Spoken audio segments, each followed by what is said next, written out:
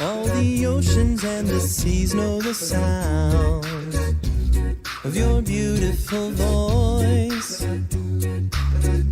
And if you tell them to be calm and be still, they have no other choice. You put the stars in the sky and then you taught them to shine. They know just what to do. Every morning's a symphony that's perfectly timed, thanks to beautiful you. Beautiful you. I can't imagine life without you. I can't imagine being alone. God, all I ever wanted to do is have you hold me in your arms.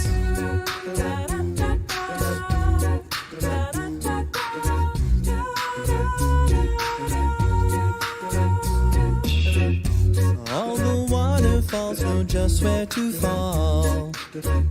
Brilliant every time. When it rains, you are behind it all, with gentle rhythm and rhyme. Mountains high know your voice and they are ready to move where you tell them to. With all my heart I believe that I can do the same, thanks to beautiful you. I can't imagine life without you. I can't imagine being alone. God, all I ever wanted to do is have you hold me in your arms. Every ocean, every sea, every morning's a symphony. Every drop of rain, every waterfall, all the stars in the sky are so beautiful. Every breath I breathe, every beat of my heart, I feel so alive 'cause of who you are. Every day I rise, every time I see, I'm reminded of your great love for me. You're beautiful, you are beautiful, so beautiful, you are so beautiful, you. I can't imagine life without you. I can't imagine being alone. God, all I ever wanted to do is have you hold me in your arms. I just wanna be around you. I can't imagine life without you. There is nothing that I can't do when I build my life around you.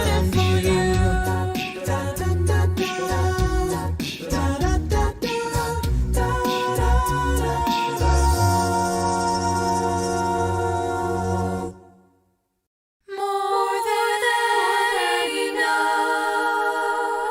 All of you is more than enough for all of me, for every thirst and every need. You satisfy me with your love, and all I have in you is more than enough.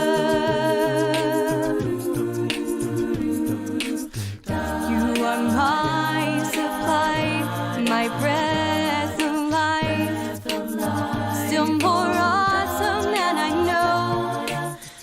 You are my reward, worth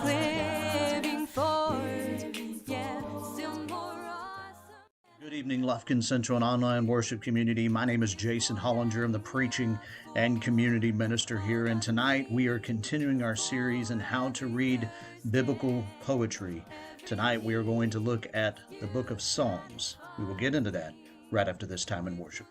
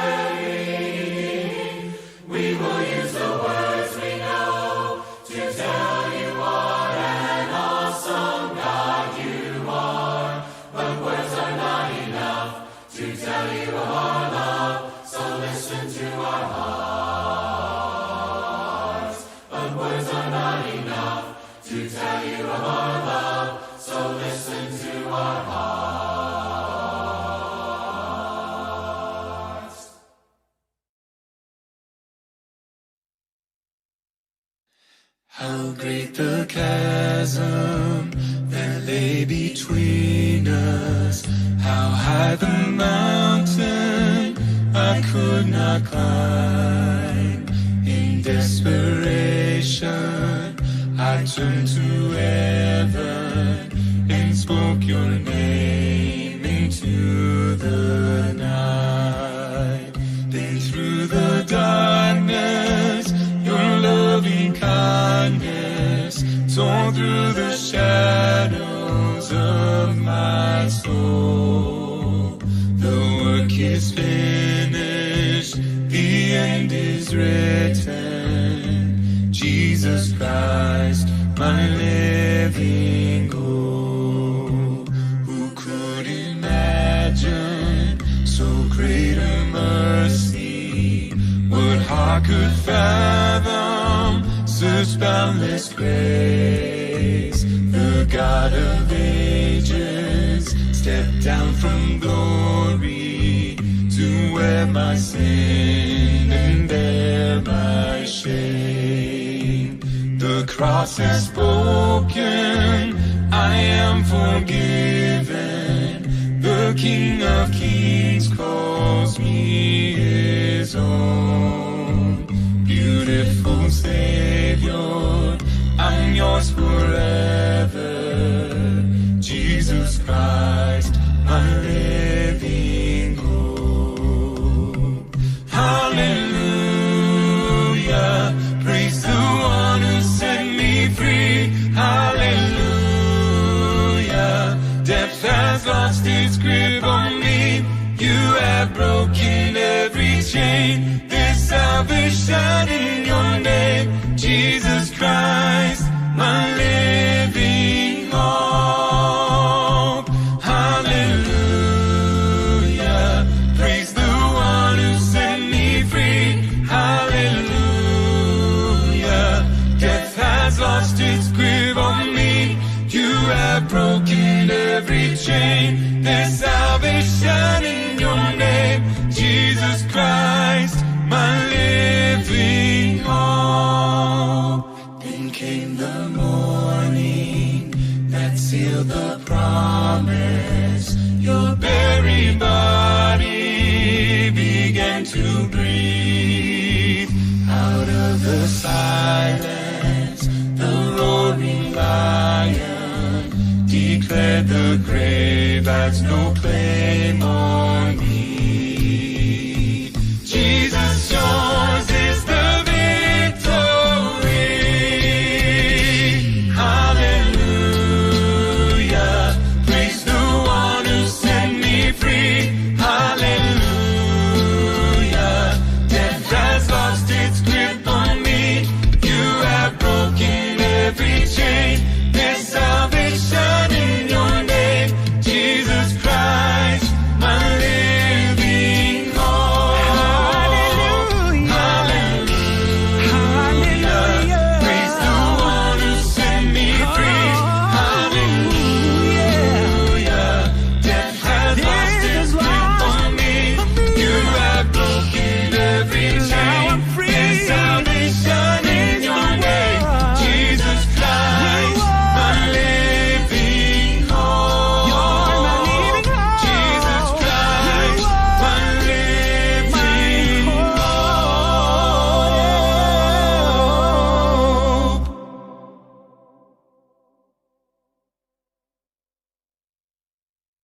We've been talking about poetry in the Bible, how biblical poets love design and masterfully use metaphor and symbolism.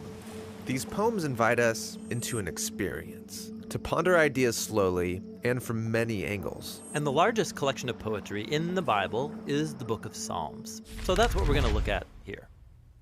Now, the Israelites composed lots of poetry throughout their history. Yeah, poems were written by Israelite sages, kings, and prophets. Some poems were sung by choirs in the Jerusalem temple, while others were prayed by families at home.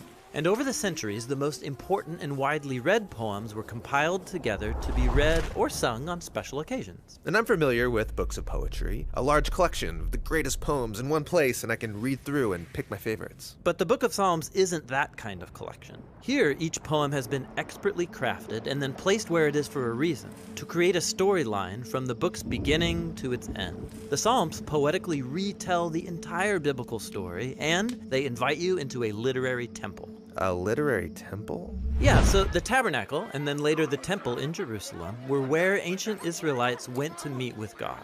When you arrived, you would see art and imagery everywhere. You'd see priests performing rituals, you'd hear songs and prayers, all of it symbolically proclaiming that your God rules the world from this mountain and you're in his living room. So the temple was a place to be in God's presence and also to immerse yourself in the story of God's kingdom. Exactly. And so try to imagine how traumatic it was when the Babylonians invaded Jerusalem, plundered and burned the temple, and then took many Israelites into exile. Yeah, where can they go now to meet with God, to sing their story and say their prayers? That's where the book of Psalms comes in.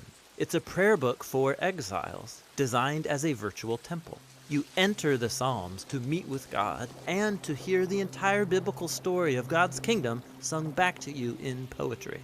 Cool, but how does the Psalms do it? Let's start with the book's design. There are 150 poems broken up into 5 clear sections. At the beginning, there's been placed a short introduction, Psalms 1 and 2, which lay out the main themes of the whole book by reviewing the biblical storyline. Okay. Psalm 1 looks back to the Garden of Eden and its river of life. Yeah, God placed humanity in a garden temple. And here, humans decide to define good and evil on their own terms, and so are exiled from the garden. But the first psalm paints a portrait of hope, about an upright human who delights in God's wisdom, which is called Torah, or instruction. This person is like the tree of life in the garden temple. They eternally blossom because they're planted in the river of God's life. Yeah, that's beautiful, but who's it supposed to be? Well, remember that story in Genesis? After humanity's foolish rebellion, God made a promise. Oh, right, a future human, the seed of the woman who would come and defeat evil and restore the world. And that's what Psalm 2 is about. God's promise that a king would come from the line of David. He's called the Son of God and the Messiah. God appoints him to bring justice on human evil and to restore God's kingdom and peace over the nations. So Psalms 1 and 2 introduce all these main themes. Yes, and then the book develops those themes through the 5 sections. The first 2 explore the complicated story of David and his royal family. The third section focuses on the tragedy of Israel's exile and the downfall of David's royal line. But then the 4th and 5th sections rekindle the hope for the Messiah, a new temple, and God's kingdom on the other side of the exile. Then the book ends with a 5-part conclusion, praising God for his faithfulness. Cool. Now, nearly half of the Psalms are connected to one guy, King David, who God chose to rule Israel. Yes, David's story is really important in this book. He experienced many times of hardship, but he trusted God with radical faith. And in these poems, David shares his fears, confesses his failures, and offers thanks to his Redeemer. And he's constantly speaking of a deep longing to be in God's presence in the temple. But wait, David lived before the temple was even built. Exactly. This portrait of David, hoping and praying for God's kingdom and a future temple, it resembles the hopes of the later generations of the exiles. And so, David's prayers could become theirs as well. David's like a prayer coach, giving us words for how to pray and how to discover God's presence in good times and bad. Exactly. There are 73 poems connected to David, but most of the rest come from later generations of biblical poets, and they have learned to pray and hope like David. And so the end result is the Book of Psalms, designed as a virtual temple for all generations of God's people. This isn't a kind of book you just read once and put down. No, it's designed for a lifetime of slow rereading and reflection. These prayers and laments and songs of praise are meant to become our own. They're poems for exiles who are learning to live by God's wisdom and to seek God's justice in the world as they hope for the coming Messiah and the kingdom of God.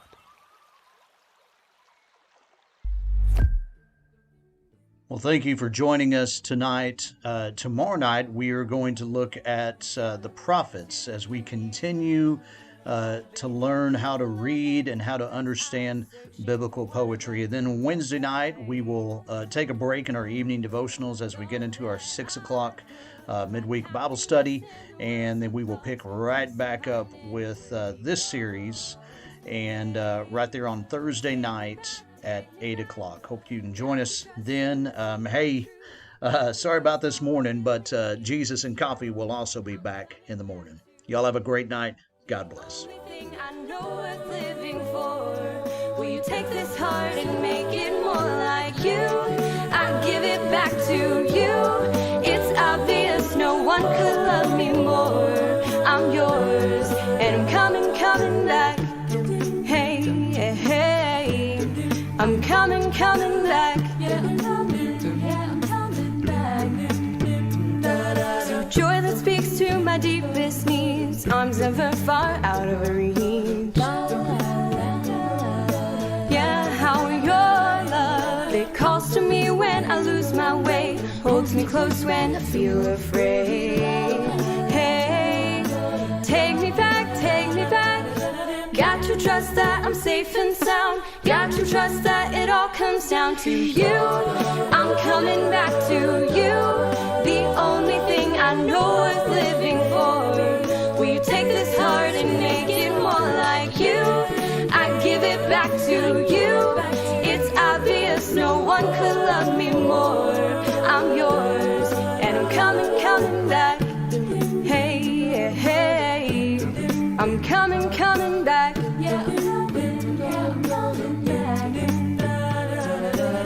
So no more getting caught in the middle. No more waiting for what is unsure. Back to your love so true and so simple. Don't understate it or complicate complicated.